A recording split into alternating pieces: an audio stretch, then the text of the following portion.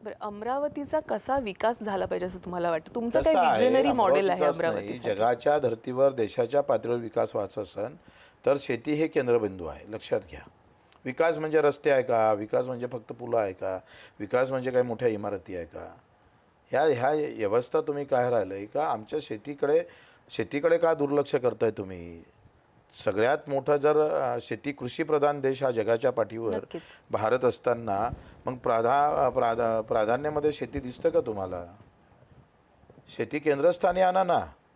आज जर 15 ते 20 हजार रुपये कापसाला भाव भेटला तो तर दिलाच नाही. उलट तुम्ही आयात केला कापूस, 25 लाख गाठी आणल्या, 11% आयात कर कमी केला. म्हणजे काय बोकांडी बसवायचं शेतकऱ्याच्या? लाज नाही वाटत? कोण खासदार बोलतंय? थोडी शरम आहे त्यांना? त्यांना लाथा मारा पाहिजे सगळ्यांना. का आयात केला कापूस?